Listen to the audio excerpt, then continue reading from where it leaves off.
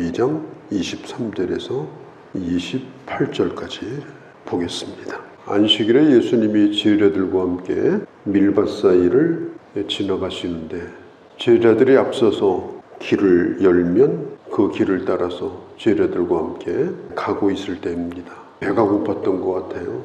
지나가다가 밀 이삭을 잘라서 그것을 손으로 비벼가지고 입에 넣고 씹으면서 가게 되었습니다.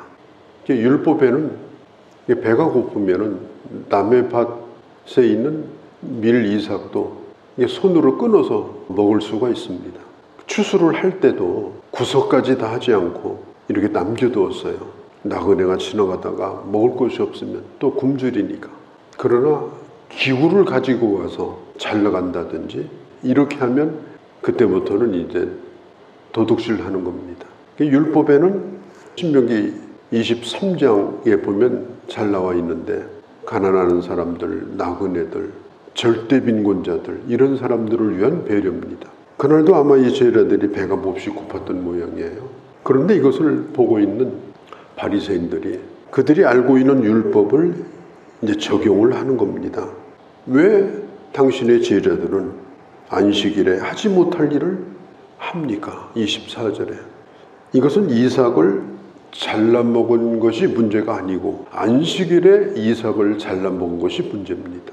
왜 안식일에 이런 일을 했냐? 그때 당시 이 정교 지도자들은 율법을 세분화시켜가지고 이렇게 지켜야 된다, 철저하게. 그 교훈집이 이제 미시나라고 하는 안식일을 지키는 방법이 크게는 39가지, 세분화시켜서 150가지. 안식일에는 이렇게 해야 된다. 그렇게 만들어 놨습니다. 그렇게 지키려면 숨만 쉬고 꼼짝도 하지 말아야 됩니다. 한 발짝도 움직이면 안 돼요.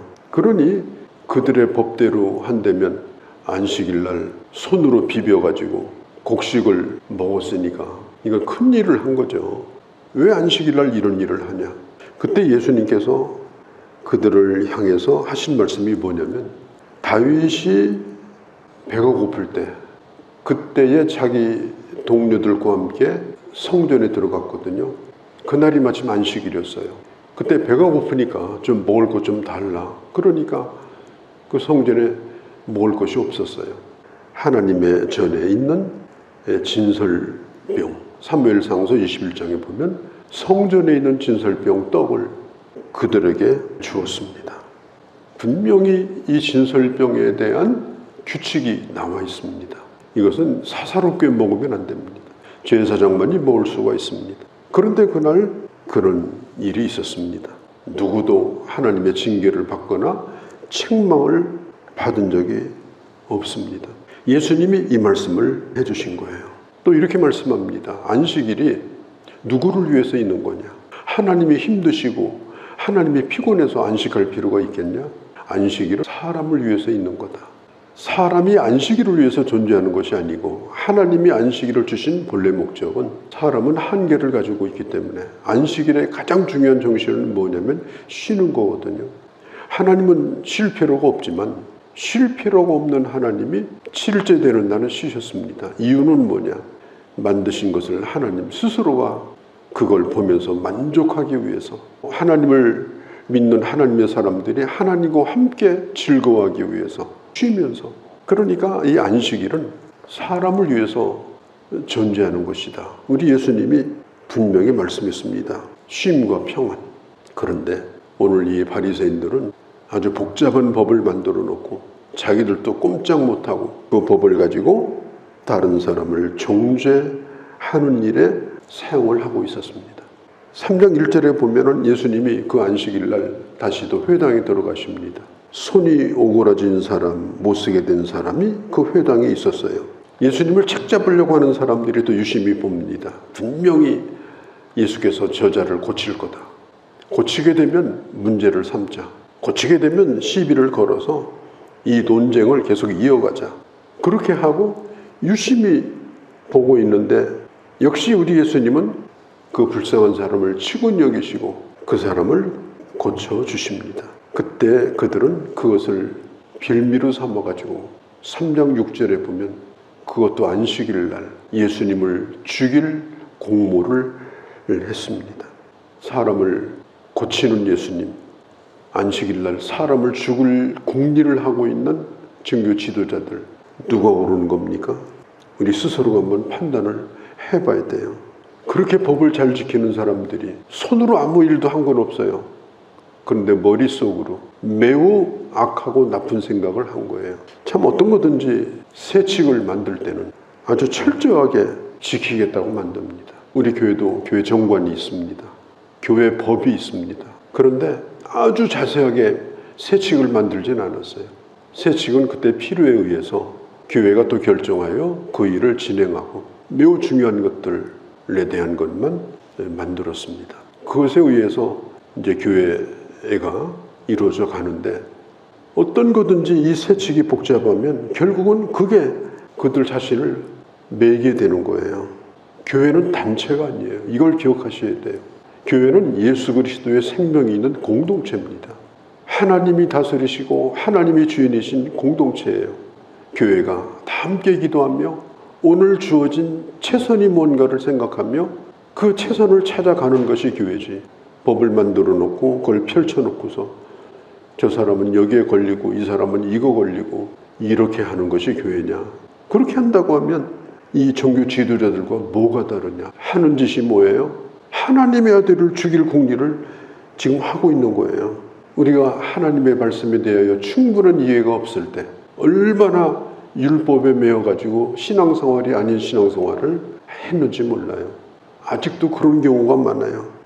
결국은 안식일을 주신 하나님의 그 사랑은 다 잃어버리고 이제는 종죄만 남고 안식일의 구덩이에서 사람이 빠져 죽어가도 건져내지는 말라. 그러나 줄은 내려뜨려라. 끌어올려야 살지 줄만 내려뜨린다고 거기서 나올 수가 있겠습니까? 그런 기가 막힌 이야기들이 있었습니다. 우리 주님이 하시는 말씀이 뭡니까? 4절에 안식일에 하나님의 말씀을 행하는 게 중요하냐? 아무것도 하지 않고 가만히 있는 게 중요하냐? 안식일에 생명이 죽도록 두는 게 중요하냐? 살리는 것이 중요하냐? 4절 끝에 그렇게 하자 그들이 잠잠하였다.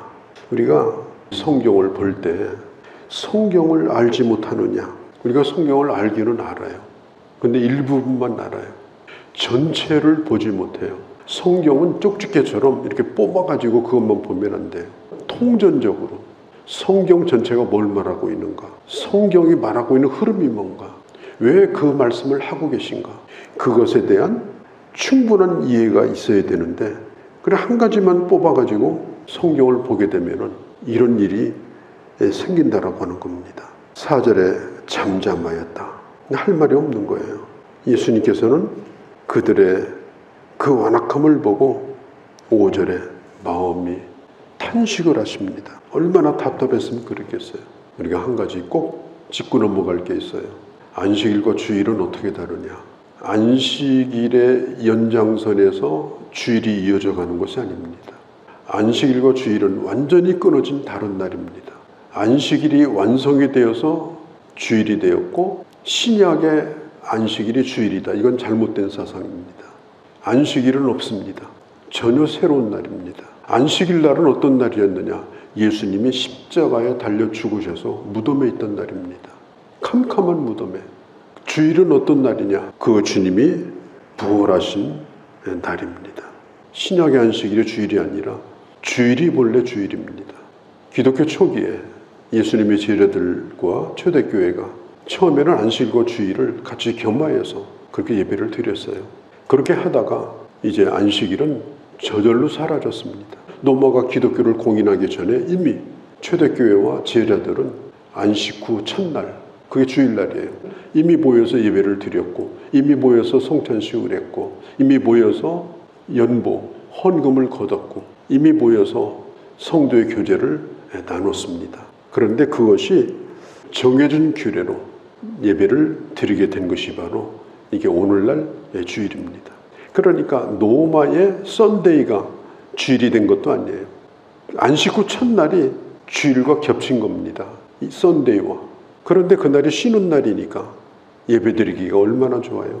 그래서 기독교 초기부터 주일은 쉬게 되고, 더군다나 지금은 이제 5일째 근무까지 하니까 그 쉬는 날에 그리스도인들은 뭐 하느냐? 그냥 쉬는 것이 아니라 예배의 날로 지키게 되어집니다. 그러니까 주일의 뿌리는 예수님의 부활에 있어요. 기독교의 가장 중요한 중심이 뭐냐? 예수님의 부활이에요. 그래서 초대교회가 주님이 부활하신 날 모였습니다. 예수님께서 부활한 날 꼭 모여라 가르쳐준 게 아니에요. 그렇게 모이게 된 거예요. 초대교회가 주일날 모이는 규례가 생겼습니다. 안식일이 주일이 된 것이 아닙니다.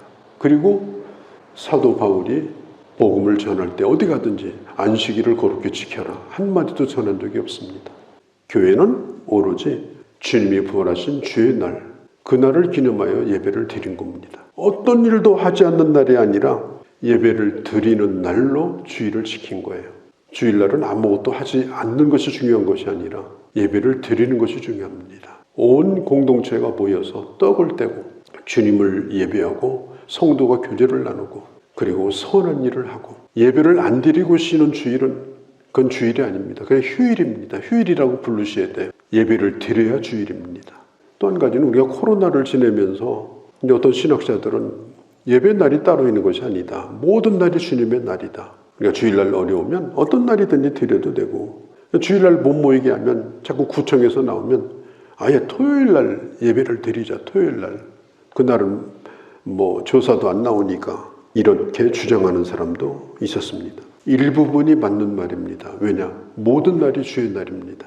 우리는 오늘도 예배를 드리잖아요. 오늘 토요일 날인데 새벽에도 예배를 드리잖아요. 오늘 저녁에 또 신년 하루 예배 드리잖아요.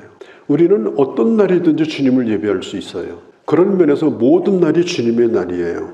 그러나 주님이 부활하신 교회의 날, 주님이 부활하신 예배의 날, 주님이 부활하신 온 성도들이 하나님 앞에 드리는 축제의 날, 그것은 모든 날이 아니라 특별한 날입니다. 그게 언제냐? 바로 주일인 것입니다. 이런 게 오염된 것이 바로 이 코로나 때 많이 오염이 됐어요. 무신론자 볼테르, 기독교를 아주 증오한 사람입니다. 볼테르가 이런 말을 했어요. 지상에서 기독교를 없애는 방법은 간단하다. 답, 주일날 예배를 못 드리게 하면 된다. 그게 답일 수 있습니다. 우리는 주일을 지킵니다. 그러나 결국 주일이 우리를 이제까지 지켜줬습니다. 만일 우리가 주일을 지키지 않고 살았다면 우리는 여기까지 오지도 못하고 우리 신앙을 지키지도 못하고 우리는 이미 신앙이 끝나버렸을 겁니다. 주일을 지키는 데까지만 신앙입니다. 주일을 지키는 신앙이 있을 때만 신앙입니다. 주일의 개념을 잃어버리고 예배를 폐하게 되면 그때는 교회도 폐하는 것이요 신앙도 폐하는 것입니다. 우리는 안식일에 모이는 것이 아닙니다. 안식일은 이단 하나님의 교회에서 모이는 거고 우리는 주일 예배를 드리는 거예요. 왜냐? 우리의 주님이 부활하신 날이고 우리는 주님을 영원토록 예배하는 자이기 때문에 그렇습니다. 주일날 주님을 예배하고 성도와 교회를 섬기고 주일이 또한 나를 지켜주고 이런 은혜 가운데 오늘 우리가 살아온 것입니다.